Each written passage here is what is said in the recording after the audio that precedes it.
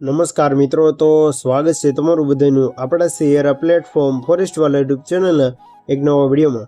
તો આજના વિડીયોમાં વાત કરીશું કે રેવન્યુ તલાટી વર્ગ 3ની પ્રિલિમ પરીક્ષાનો વિગતવાર અભ્યાસક્રમ છે તે જાહેર કરી દેવામાં આવેલો છે અને જાહેરાત ક્રમાંક 301 નંબરની આ ભરતી છે અને તે માટે ઉમેદવારોએ GSSB.gujarat.gov.in વેબસાઇટ ઉપરથી છે તે સત્તાવાર રીતે તમે અભ્યાસક્રમ ડાઉનલોડ કરી શકશો અને આજના વિડીયોમાં આપણે તેની સંપૂર્ણ માહિતી મેળવશું. આપણી ચેનલ ફોરેસ્ટવાલા યુટ્યુબ ચેનલ દ્વારા તમને આવી સરકારી ભરતીની તમામ માહિતી મળી રહેશે.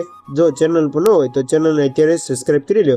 તો વાત કરીએ તો ગુજરાત ગૌણ સેવા પસંદગી મંડળ ગાંધીનગર દ્વારા જાહેરાત ક્રમાંક 301ની મહેસૂલ વિભાગ તલાટીનું જે અભ્યાસક્રમ છે તે જાહેર કરી દેવામાં આવેલો છે અને મહેસૂલ તલાટી વર્ગ 3ની સર્વગની કુલ 2389 જગ્યાઓ પર છે તે આ ભરતીની જાહેરાત કરવામાં આવેલી છે અને તે માટે ઉમેદવારોએ 23/5/2025 રોજ પ્રસિદ્ધ કરવામાં આવેલી હતી અને આ માટે પ્રિલિમ પરીક્ષાનો વિગતવાર અભ્યાસક્રમ છે તે ઓફિશિયલ વેબસાઇટ ઉપર મૂકવાઈ ગયેલો છે, જેની સંબંધિત ઉમેદવારોએ નોંધ લેવી. તો શરૂ કરીએ આજનો આ વિડીયો. તો તમે સ્ક્રીન પર જોઈ શકો છો કે ગુજરાત ગૌણ સેવા પસંદગી મંડળ દ્વારા જે જાહેરાત ક્રમાંક 301ની જે પ્રિલિમ પરીક્ષાનો અભ્યાસક્રમ છે એટલે કે રેવન્યુ તલાટીનો તેની વાત કરીએ તો સૌપ્રથમ વિષય અને ગુણ આપવામાં આવેલા છે. તો તેમાં વાત કરીએ તો ગુજરાતીમાં છે કે તમે સ્ક્રીન પર જોઈ શકો છો કે રૂઢિપ્રયોગ, કહેવત, સામાન્ય વિગ્રહ અને તેની ઓળખ, છંદ, અલંકાર, શબ્દ સમૂહ માટે એક શબ્દ, જોડણી, લેખન શુદ્ધિ, ભાષા સંધિ અને સોળ અને સમાનાર્થી શબ્દો અને વિરુદ્ધાર્થી શબ્દ તેના કુલ 20 માર્ક છે. જો આ તમામ પીડીએફ તમારે જોતી હોય તો મને કોમેન્ટ કરજો. આપણે અલગથી એક ગ્રુપ બનાવી છે અને તેમાં ઉમેદવારોને આ પીડીએફ છે તે આપી દઈશું. ત્યાર પછી ઇંગ્લિશ છે તે ઇંગ્લિશની વાત કરીએ તો કુલ 20 માર્કનું અંગ્રેજી જે ઇંગ્લિશ તે પૂછવામાં આવશે. તેની પછી વાત કરીએ તો રાજ્ય વ્યવસ્થા, જાહેર વહીવટી અને અર્થશાસ્ત્ર જે રાજ્ય વ્યવસ્થા, જાહેર વહીવટી જે તમે સ્ક્રીન પર જોઈ શકો છો. તો તેમાં વાત કરીએ તો ભારતનું બંધારણ છે, સંઘ અને રાજ્યના કાર્યવાહી અને જવાબદારીઓ છે. ત્યાર પછી ભારતના ન્યાયપાલિકાનું માળખું અને તેના કાર્યો છે અને ત્યાર પછી બંધારણીય સંસ્થાઓ, વૈધાનિક નિયમિત કરી અને અન્ય સંસ્થાઓ છે, સ્થાનિક સરકાર, કેન્દ્ર અને રાજ્ય સરકારની અગત્યની યોજનાઓ, જાહેર માહિતી અધિકારી જે એક્ટ આપવામાં આવેલો છે 2005નો તે તમારે કરવાનું રહેશે. સુશાન, ગવર્મેન્ટ, શાસન પરિષદ, જવાબહિત જે સંવેદનશીલતા છે તે અહીંયા આપવામાં આવેલા છે અને તે હશે તે 30 માર્કનું પૂછવામાં આવશે. ત્યાર પછી અર્થશાસ્ત્ર છે, ભારતીય અર્થશાસ્ત્ર, કૃષિ ક્ષેત્ર છે. ત્યાર પછી ભારતના ઉદ્યોગો અને ઉદ્યોગ નીતિ છે. ત્યાર પછી ભારતીય અર્થતંત્ર, ભારતીય જાહેર વિત્ત વ્યવસ્થા જે આપવામાં આવેલું છે. ત્યાર પછી વાત કરીએ તો ઇતિહાસ, ભૂગોળ અને વારસો છે જે આની પણ પીડીએફ આપણી પાસે છે. જો કોઈ પણ ઉમેદવારોને જોતી હોય તો કોમેન્ટ કરજો. આપણે છે તેનું અલગ ગ્રુપ એક બનાવી અને આ ઉમેદવારોને છે તે આ પીડીએફ આપી દઈશું.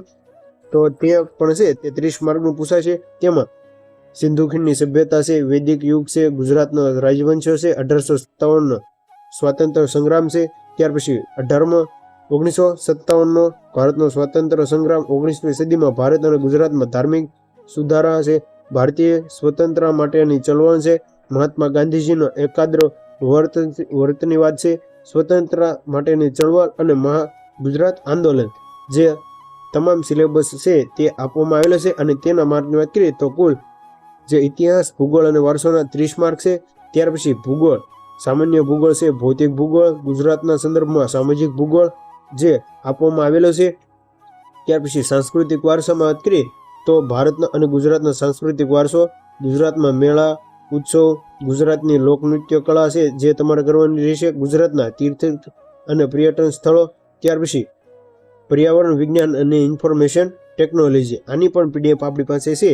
તે પણ આપણે ટેલિગ્રામમાં છે તે જોતી હોય તો કોમેન્ટ કરજો, આપણે આપી દઈશું. તેમાં રાષ્ટ્રીય અને આંતરરાષ્ટ્રીય કક્ષા પર્યાવરણ સંબંધિત છે, વન અને પર્યાવરણ સંરક્ષણ, ક્લાઇમેટ ચેન્જ છે, જમીન અને વાયુ પ્રદૂષણ જે પર્યાવરણ વિભાગ દ્વારા એટલે કે તમારે કરવાનું રહેશે.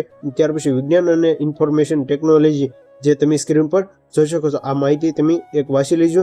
ત્યાર પછી પ્રાદેશિક, રાષ્ટ્રીય અને આંતરરાષ્ટ્રીય કક્ષાની મહત્વની પ્રાપ્ત ઘટનાઓ જેના 30 માર્ક છે અને સામાન્ય બૌદ્ધિક ક્ષમતા જેના 30 એટલે કે ગણિતના જે તાર્કિક અને વિશ્લેષણ ક્ષમતા છે, સંખ્યા અને શ્રેણી, સંકેત અને તેના ઉકેલ કરવાના રહેશે, લોહીના સંબંધ વિષયક, ઘડિયાળ, કેલેન્ડર અને ઉમેદિત પ્રશ્નો જેના કુલ 40 માર્ક છે. તો તો મિત્રો ત્યાર પછી જે વધારે ગણિતની વાત કરીએ તો સંખ્યા વ્યવસ્થા છે, ઘાત અને ઘાતાંક, ટકાવારી, એમ કુલ 16 પ્રકરણ છે તે અહીં આપવામાં આવેલ છે અને આ પ્રશ્નપત્ર કુલ 200 માર્કનું રહેશે. પરીક્ષાના માધ્યમ ક્રમ 2 અંગ્રેજી છે તે અંગ્રેજી ભાષામાં રહેશે અને ક્રમ 1 થી 3 અને 3 થી 7 માટે ગુજરાતી ભાષા છે જે આપણે આગળ વાત કરીએ તેમ લેવામાં આવશે અને ફક્ત અંગ્રેજી વિષયમાં છે તે અંગ્રેજી લેવામાં આવશે. ત્યાર પછી આપણે વાત કરીએ તો આ પ્રશ્નપત્ર છે તે 200 માર્કનું રહેશે, જે ઉમેદવારોએ ખાસ યાદ રાખવું. તો જો આજના વિડીયોની માહિતી સારી લાગી હોય તો તમારા મિત્રોને શેર કરજો. તો મળીએ એક નવો ઉપયોગી વિડીયો સાથે, ત્યાં સુધી બન્યા રહેજો. Thank you for watching video.